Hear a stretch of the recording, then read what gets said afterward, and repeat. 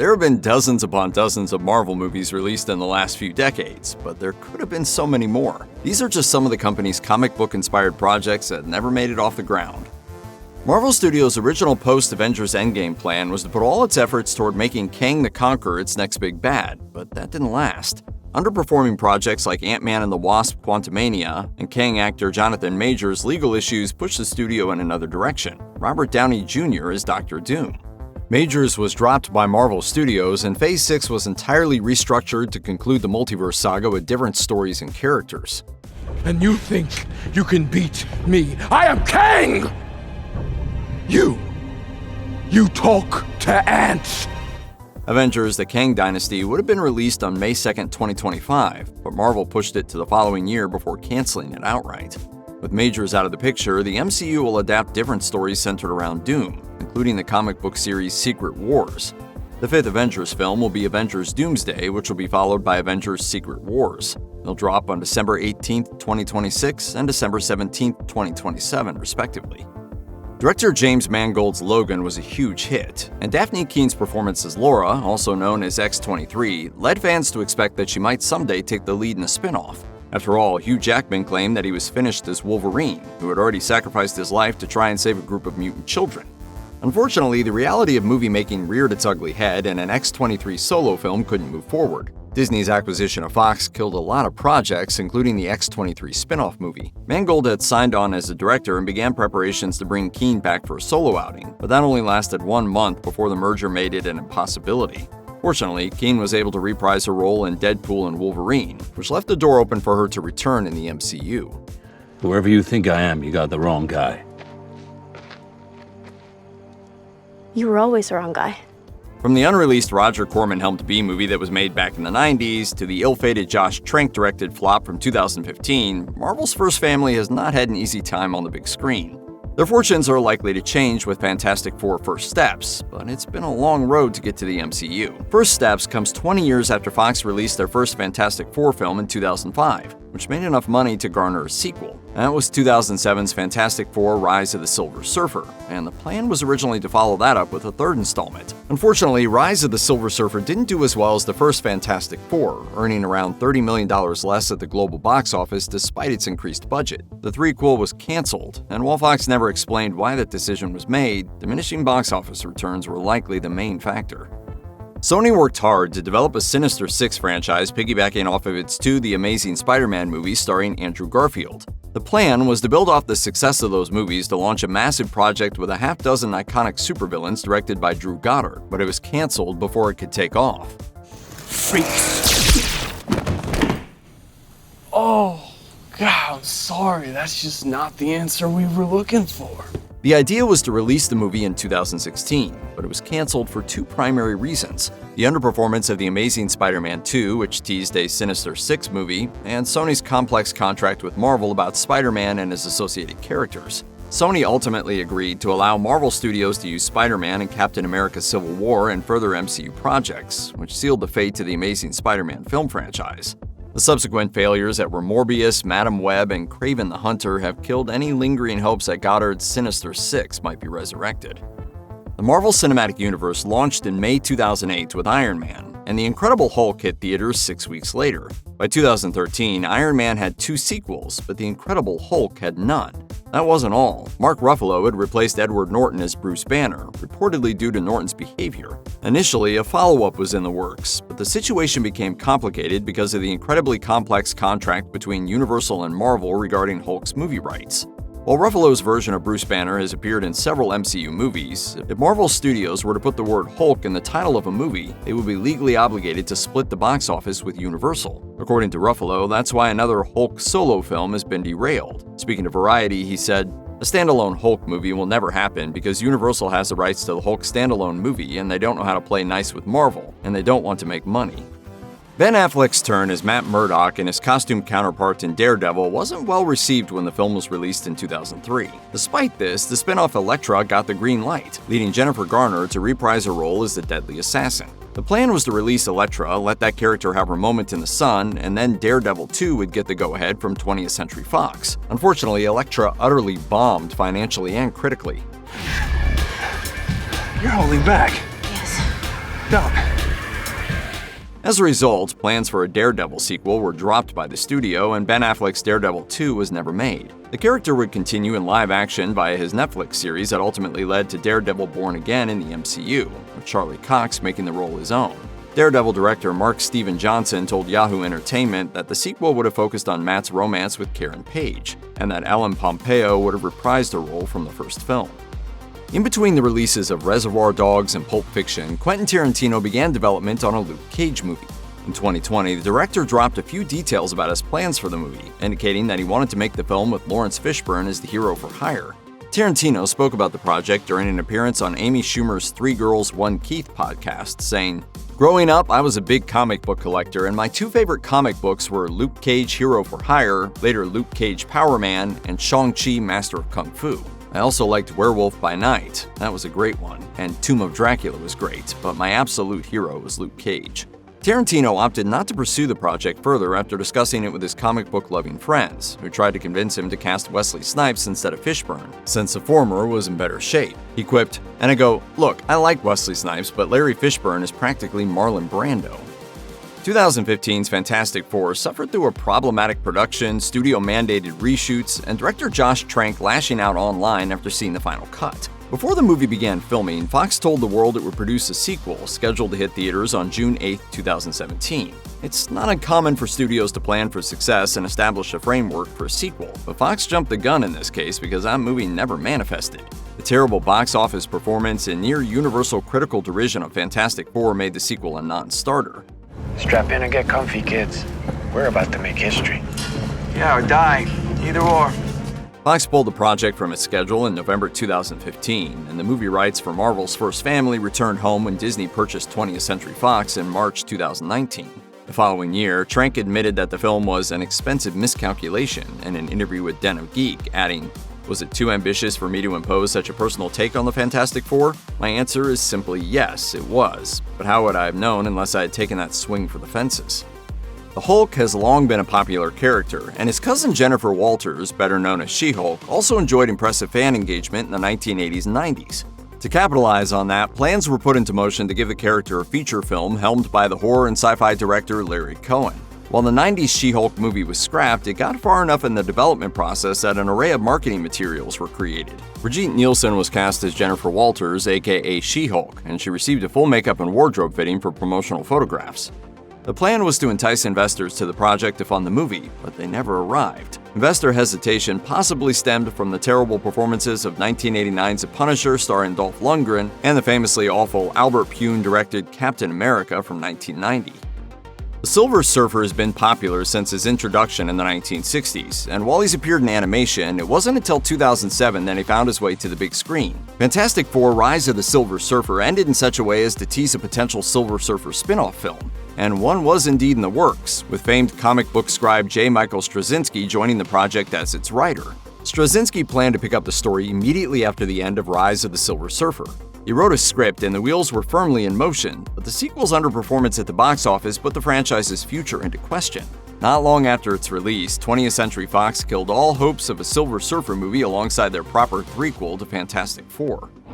This is the end for us both. Doctor Doom has long been a fan-favorite villain, and he's not far behind whenever the Fantastic Four show up on the big screen. While he's never had his own film, one was planned with director Noah Hawley, who announced the project at San Diego Comic-Con in 2017. Hawley developed the story, but he didn't provide much information. After all, it was in the early stages and there were corporate changes on the horizon. Hawley stated that while he was happily working away on the project, Fox's potential acquisition by Disney could upset his plans.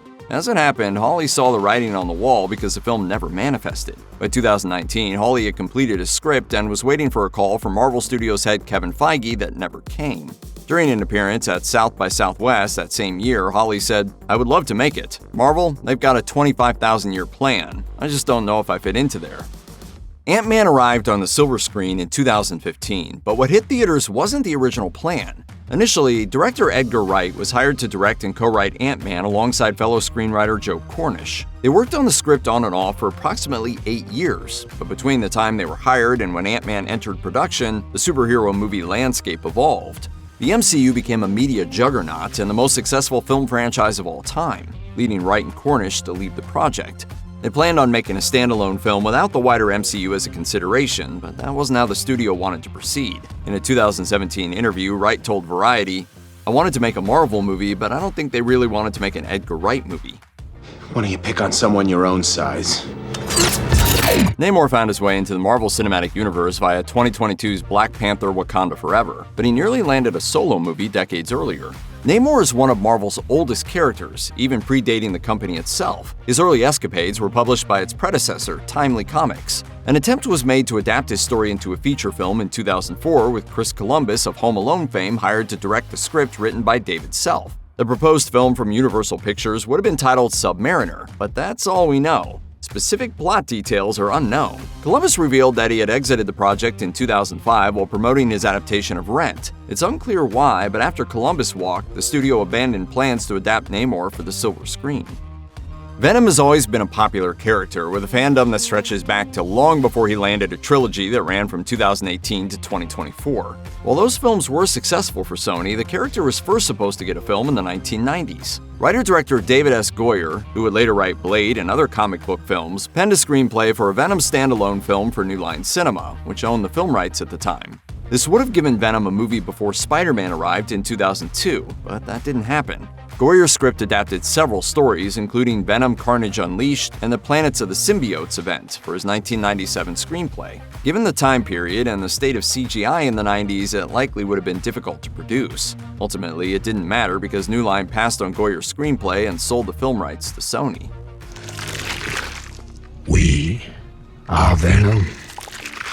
2011's X-Men First Class was a success for Fox, ensuring a sequel would follow. Matthew Vaughn directed the first outing of the younger team, and he was committed to working on the next movie. What followed was X-Men Days of Future Past, but Vaughn was absent, with Bryan Singer directing that film and its sequel. Still, Vaughn had plans for his own movie that was never produced. In 2019, the director spoke with Coming Soon and revealed what he'd planned. His idea was to do a young Wolverine movie set in the 1970s, and the characters introduced in First Class would be involved. He also had a plan for another sequel, which would have adapted Days of Future Past with all the characters he'd brought to life in the preceding two films. Vaughn walked from the project because, as he put it, Fox didn't listen to me. Shang-Chi found its way into the MCU in 2021, but plans to adapt him date back decades. Stephen Norrington, director of Blade, began working on an adaptation of the character in 2001. While he was interested in directing a Shang-Chi film, known as The Hands of Shang-Chi, Master of Kung Fu, another comic book adaptation came first, The League of Extraordinary Gentlemen. Norrington reportedly had such a difficult time making The League of Extraordinary Gentlemen that he retired from directing once it was complete. After he left Shang-Chi, writer Bruce McKenna came on to develop a script, while Yen Wu-ping, known for his choreography on the Matrix films and Crouching Tiger, Hidden Dragon, was tasked to direct. Ang Lee came on as producer in 2004, but before the film could come to fruition, the film rights reverted back to Marvel and killed the project. Thomas Jane plays the iconic anti-hero in 2004's The Punisher, starring opposite John Travolta as the murderous mob boss Howard Saint. A sequel entered development with Jane attached, but he decided to leave the project due to disagreements over who should direct. For a time, Rob Zombie was a possible contender to helm the follow-up, which Jane was interested in, but that eventually fell through. Jane felt they had found the right man for the job when the Warriors director Walter Hill entered the picture, but Marvel didn't agree, as he explained during an appearance at Fanboy Expo Knoxville.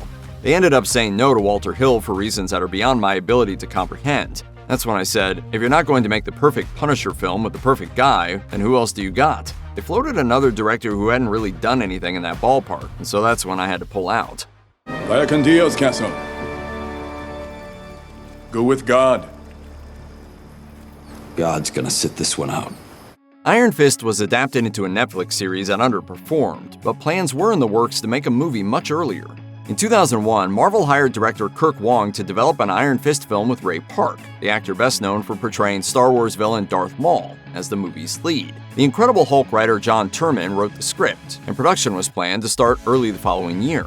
Both Marvel and Wong appeared to be deeply engaged in bringing Iron Fist to the silver screen, but it didn't happen. Pre-production stalled and principal photography never took place. The culprit was the film rights, which Artisan Entertainment held. Lionsgate bought the studio, killing all Marvel collaborations in the works, including Iron Fist. Silver Sable and Black Cat are important Spider-Man characters, and Sony planned on bringing them to the big screen in a team-up film. It entered the development process sometime after the release of The Amazing Spider-Man 2 in 2014, which introduced Felicia Hardy, Black Cat's secret identity. Production on the film, under the working title Tri-Border, was set to commence in March 2018, with the bulk of the shoot scheduled to take place in Atlanta.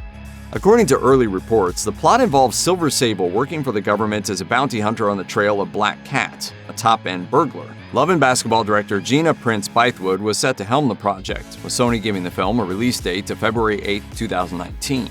Unfortunately, Silver and Black stalled and Prince Bythewood left to direct another film. Sony canceled the team-up before killing its spin-offs entirely. Marvel Studios announced that Mahershala Ali was set to take on the role of Blade in the MCU back at San Diego Comic-Con 2019, but the project hit several snags over the next few years. Ali had a single off-camera line and a post-credit scene as Blade in Eternals, but that's it. Sure you're ready for that, Mr. Whitman? Apparently, no one was ready. Development of Blade was problematic, with multiple directors and writers coming and going as the COVID-19 pandemic hampered progress. Blade was delayed and pushed back several times, and in October 2024, the film was pulled from the release schedule altogether. News arrived in late March 2025 that the new Blade movie was now officially scrapped. Reports suggest that Ali could still play the character at some stage, meaning that it's possible he'll appear in a future Avengers film, but a solo movie isn't going to happen. The Marvel mutant Dazzler was a result of a collaboration between Marvel and Casablanca Records in the late 70s, with both parties hoping to take advantage of the disco boom. This version never came to fruition, and the version of the character we know today debuted in 1980's Uncanny X-Men number 130. Bo Derek was big at the time thanks to the 1979 hit 10, so she was sought for the lead role. Marvel Comics editor-in-chief Jim Shooter drafted a treatment and a meeting with Derek that ended with her signing on to play the lead, starting a bidding war among studios interested in backing the project. Marvel hired Leslie Stevens to adapt the treatment, which Shooter claimed was absolutely terrible. As studios vied for the film, Derek insisted that her husband John Derek be hired to direct. Every single bidder withdrew their offer as a result, which let Derek out of the deal. An attempt was made to bring Daryl Hannah on for the lead, but no studio wanted to finance the project. Before Sony released 2018's Venom, the character was going to appear alongside Carnage on the big screen with Josh Trank as director. During an interview with comicbook.com, Trank revealed that Sony approached him about doing something together after his directorial debut Chronicle became a hit, with executive Amy Pascal suggesting Venom. He said, "I'm a huge fan of Todd McFarlane in general, and Venom was just a character I've always loved. I immediately thought about The Mask. This could be like a really cool synthesis of everything about The Mask that I love, but infused into the lore of this iconic Marvel character." Trank's friend Robert Siegel came on board to help with the script, and they were off to the races, as Trank put it. However, the wheels fell off when Trank and Siegel's plan for an R-rated flick made Sony flinch. The director continued, "I thought this was an opportunity to make something really charactery, uncomfortable, and break ground in terms of having this super nuanced, uncomfortable character story with the branding of a massive 4-quadrant superhero film." The studio passed on Trank and ultimately hired Ruben Fleischer to direct Venom, with Tom Hardy in the lead role. Spider-Man 2099 made his movie debut in the post-credit scene of 2018's Spider-Man Into the Spider-Verse, before debuting properly in 2023's Spider-Man Across the Spider-Verse, but he's yet to appear in live action. Sony had a plan to make such a feature film, which was revealed when the studio's emails were hacked and leaked in 2014.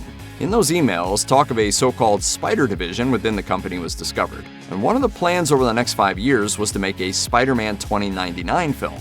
Miguel O'Hara would have gone up against the evil corporation Alchemax, but an overarching villain was still being decided upon. Morlun and Kron Stone were both under consideration. Had it gone into production as planned, Sony would have released Spider-Man 2099 sometime in 2017. We all want to live the life we wish we had. Believe me, I have tried. Long before Hugh Jackman landed the role he's best known for, an X-Men adaptation with Bob Hoskins as Wolverine and Angela Bassett in the role of Storm was in the cards.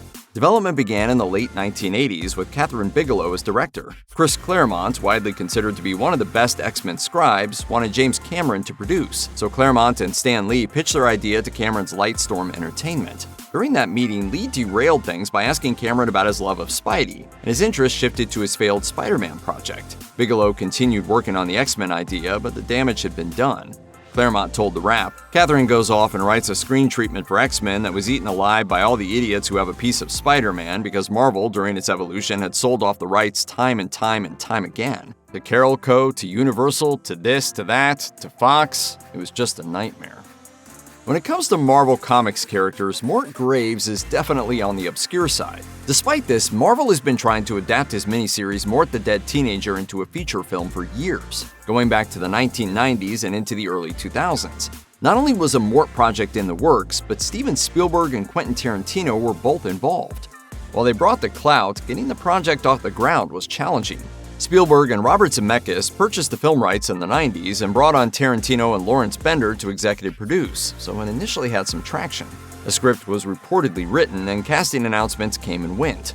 An 8-minute test reel featuring Jessica Simpson was shot, but the project never entered production. Comic book fans collectively scratched their heads in confusion when Sony revealed it would adapt the Spider-Man villain El Muerto as a solo feature film starring Puerto Rican rapper and singer Bad Bunny in the lead role.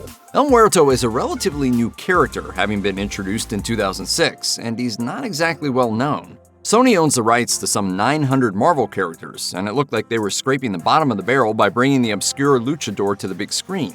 The film was in development in 2022 when Sony made the announcement, but it stalled due to Bad Bunny's schedule and a replacement was never found. Sony's Spider-Man-less Spider-Man universe movies haven't done well on the whole, so it's unsurprising that the studio walked away. Sony pulled El Muerto from its release schedule in June 2023. Director Bryan Singer's X-Men and X2 helped usher in a new era of superhero films. When the third movie went into production, Singer wasn't attached, and the job fell to Brett Ratner to direct X-Men The Last Stand. Singer initially wanted to direct the threequel and wrote one-third of a treatment, but he left so he could helm Superman Returns. At San Diego Comic-Con in 2006, Singer was asked about the plot and explained that he would have introduced a new villain, and that the Phoenix was going to feature. Singer continued working with Marvel as producer on a number of X-Men movies, and ultimately returned to direct X-Men Days of Future Past and X-Men Apocalypse. It seems that some of his ideas for the third X-Men film found their way into other movies. If we don't fight now, everything they stood for will die with them. I'm not gonna let that happen. Another unusual comic book adaptation developed at Sony involved a character few people knew existed, including longtime Spider-Man comic book fans. Hypno-Hustler has been around since the age of disco, committing crimes by hypnotizing music lovers. While the character choice was odd, the casting wasn't, as Donald Glover signed on to produce and play the lead in 2022. Glover has an interesting relationship with Marvel, having been the inspiration for the creation of Miles Morales. He also appeared in Spider-Man Homecoming as Aaron Davis, and reprised the role in Spider-Man Across the Spider-Verse in a live-action cameo. Unsurprisingly, though, the film's production fizzled out alongside Sony's other Spider-Man universe movies. A movie featuring the Inhumans was announced by Marvel Studios in 2014 for release in November 2018, but it seems like a movie that Marvel Studios didn't really want to make. What happened? According to numerous reports, the film was announced during a power struggle between Marvel Studios head Kevin Feige and Marvel Entertainment chairman Ike Perlmutter, who at the time was still overseeing the work of Marvel Studios. If you believe what's been reported as Feige's side of things, then the executive also spent a lot of time getting in the company's way. Feige allegedly spent years butting heads with Perlmutter over a wide variety of issues, from budget cuts to hiring decisions. When he was still working as Feige's intermediary with Disney, Perlmutter reportedly pushed hard for an Inhumans film to serve as the MCU's answer to the X-Men, but it wasn't meant to be. After Perlmutter demanded that the expensive Robert Downey Jr. be written out of Captain America: Civil War, Feige reportedly threatened to quit working for Marvel unless things changed. This apparently convinced Disney to let him and Marvel Studios report directly to them for filmmaking decisions, instead of having to go through Perlmutter and the wider Marvel Entertainment Company first. Once this creative freedom was secured, the Inhumans movie was canceled. You should have known this day was coming.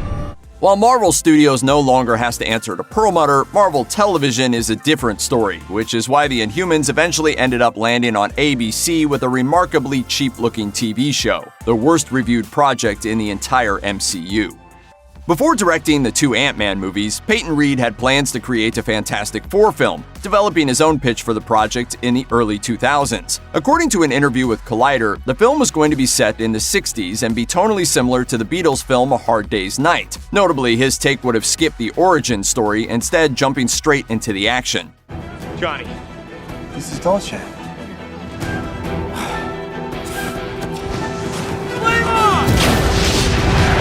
Sadly, Fox didn't have much faith in the project. According to Reed, it felt like they sort of wanted to make a B movie out of it, so we parted ways.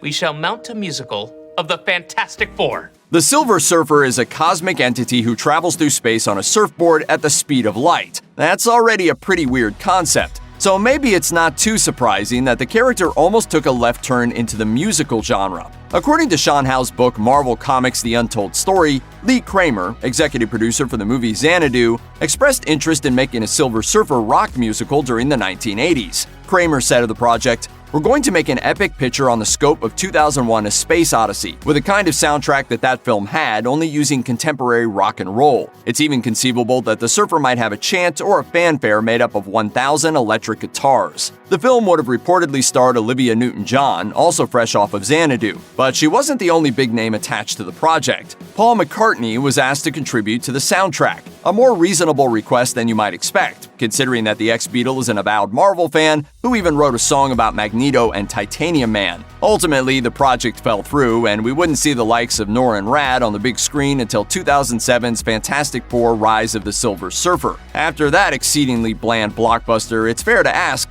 could the musical option have been any good? It's hard to say, but hey, it couldn't have been much worse than Spider-Man: Turn Off the Dark.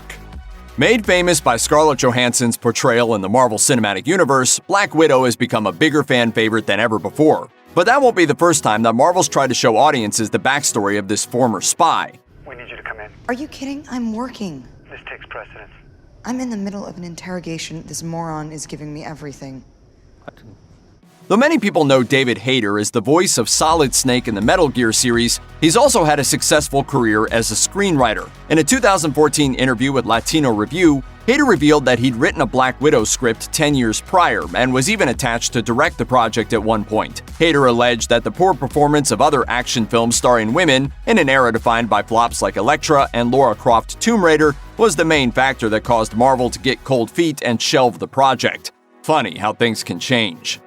Throughout the 80s and 90s, DC Comics and Warner Brothers saw plenty of success with Batman and Superman, while Marvel was having a tougher time. But that didn't deter one actor's aspirations of bringing one of the company's iconic heroes to the big screen for the first time. In the mid-90s, Wesley Snipes was coming off a string of successful movies and had a vision for his own superhero vehicle, an adaptation of Marvel's Black Panther comics. But the process proved more difficult than Snipes had anticipated. He later told The Hollywood Reporter, "Ultimately, we couldn't find the right combination of script and director, and also at the time, we were so far ahead of the game in the thinking, the technology wasn't there to do what they had already created in the comic book." In the end, Snipes and Marvel teamed up for a less ambitious project, Blade. Is that him? Jesus, that's him. It's Blade. It's the Daywalker. The 1998 film earned over $131 million, becoming Marvel's first real movie success. Black Panther, meanwhile, was still listed as an upcoming film as late as 2000, with Variety describing the project as a vehicle for, quote, "a black Indiana Jones-style character to which Wesley Snipes has long been attached to produce and star." In 2008, writer Neil Gaiman told Premiere that he had been interested in creating a film centered around Doctor Strange. Gaiman approached director Guillermo del Toro with the concept, and according to Gaiman, he was interested. In an interview with Collider, Gaiman explained that while del Toro was on board, the film was likely around 4 years from entering production due to his busy schedule. Time is the true enemy of us all. Time kills everything. Regarding the project, Del Toro told Empire, "That's an interesting character because you can definitely make him more in the pulpy occult detective magician mold and formula than was done in the Weird Tales, for example. The idea of a character that really dabbles in the occult in a way that's not X-Filey, where the supernatural is taken for granted. That's interesting, but I wouldn't use the suit." Ultimately, Gaiman and Del Toro never got to make their version of Doctor Strange. Marvel wasn't interested in taking on the project, waiting to introduce the master of the mystic arts to movie audiences until Scott Derrickson's 2016 film starring Benedict Cumberbatch. In the early 90s, James Cameron convinced Carolco Pictures, who backed Terminator 2: Judgment Day, to option the film rights for Spider-Man. But after the company went under, the rights to Spider-Man were purchased by Sony, and Cameron moved on to other projects. Like Sam Raimi's 2002 feature, Cameron's Spider-Man would have been an origin story with key changes to the familiar comics lore. One notable creation from Cameron's camp was Peter Parker's organic web shooters, which would eventually and controversially show up in the trilogy that Sony made. Is this stuff coming out of you? Cameron's script was notably more adult-themed than most takes on the web-slinger would end up being, featuring an abundance of profanity and sexuality, including a sex scene on the Brooklyn Bridge, and some truly distressing spider-themed foreplay. After Blade and X-Men got the ball rolling, the next Marvel comic hero to take the world by storm was Tobey Maguire's Spider-Man. The film was a huge success, earning more than $821 million. It sparked one sequel that remains beloved by fans, as well as another sequel that isn't. WTF to that? Despite the failures of the third Spider-Man, Raimi was ready to set the series right with a fourth. Rumors swirled that the follow-up would feature John Malkovich and Anne Hathaway as Vulture and Black Cat. But a satisfactory script never materialized, and the project left Raimi's grasp. As the filmmaker later explained, it really was the most amicable and undramatic of breakups. It was simply that we had a deadline, and I couldn't get the story to work on a level that I wanted it to work.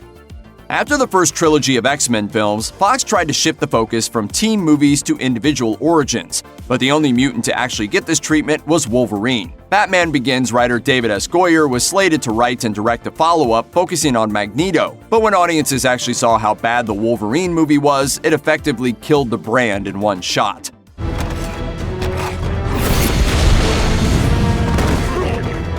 Though the movie was never made, script drafts suggest a story that would have opened during Magneto's time as a prisoner in Auschwitz, following him through adulthood as he becomes something of a Nazi hunter before meeting Charles Xavier. This is where your power was born.